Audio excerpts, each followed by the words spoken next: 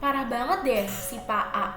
Gunain skala cara buat bisa jadi manajer. Oh guys, apakah kamu baru masuk ke dunia kerja?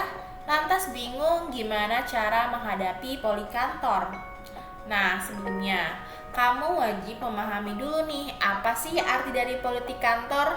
Jadi, politik kantor itu adalah berbagai sikap dan perilaku pekerja yang bertujuan meninggikan diri atau mempertahankan posisi di atas. Kalau dilihat sekilas ya, tujuannya kelihatan baik-baik aja. Tapi, cara yang dilakukan itu kadang-kadang merugikan orang lain. Misal, ada tukang gosip yang nggak benar, orang yang ngaku-ngakuin kerjaan kita, dan sebagainya. Ada juga orang yang cuma mikirin diri sendiri, sampai yang suka muji-muji atasan karena punya kepentingan tertentu. Nah, katanya orang-orang seperti ini nggak mungkin dihindari. Kalau kamu mengabaikannya, kamu justru berpotensi jadi salah satu korbannya. Oleh karena itu, solusinya adalah menyikapinya dengan bijak. Lantas, apa saja yang langkah bisa kamu ambil? Tonton video ini sampai habis ya. Yang pertama, lakuin kerjaanmu dengan baik. Ini kunci yang pertama dalam menghadapi politik kantor adalah punya keseharian yang berbeda dengan apa yang rekanmu tuduhkan padamu. Misal nih, si A ngefitnah kamu kalau kamu makin gaji buta. So, untuk menyikapinya, kamu lakuin kerjaanmu sebaik-baiknya. Biarkan hasil yang membuktikan. Dengan begitu, berbagai serangan yang dilempar kamu gak bakalan mempan. Biarin aja orang yang memfitnahmu itu terus mengoceh di belakang kamu dan kamu bisa mencapai tujuanmu yang jelas.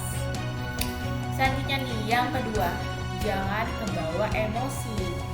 For your information ya guys, politik kantor itu bisa bikin kamu nggak diperlakukan secara adil, entah itu dari atasan, rekan kerja, bahkan bawahanmu bisa aja kamu jadi korban fitnah dan masalah lain-lainnya.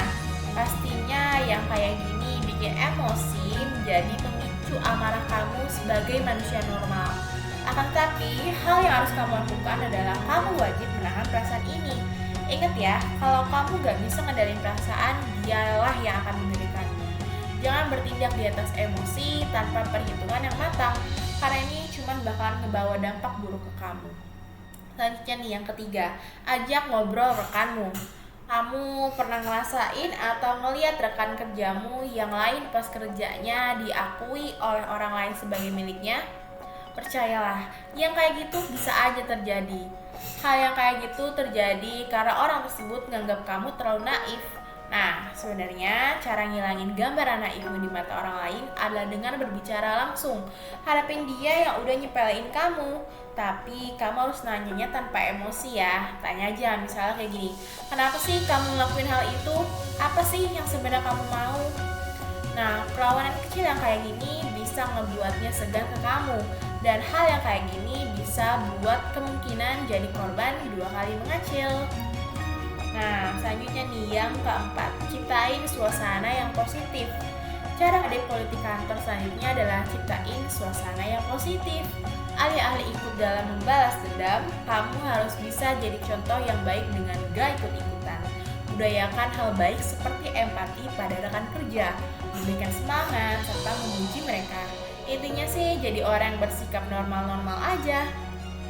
Nah, yang kelima nih selanjutnya, sampaikan pekerjaan pada atasan secara langsung.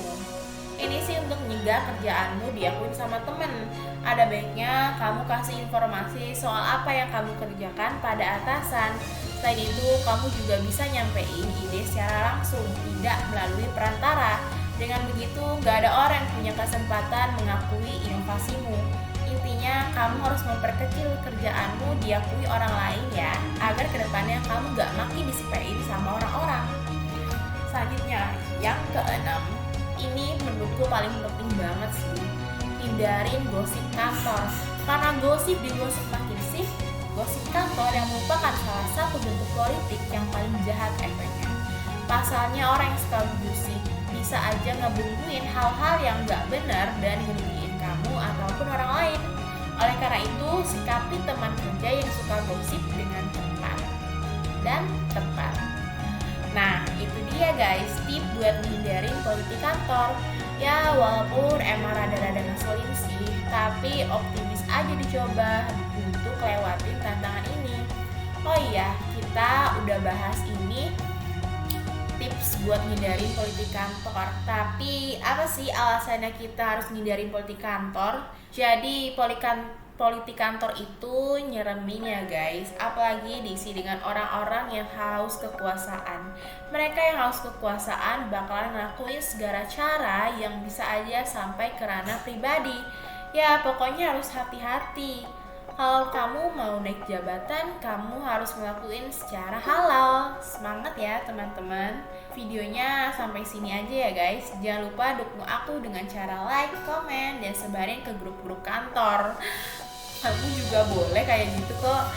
See you on next video ya. Bye.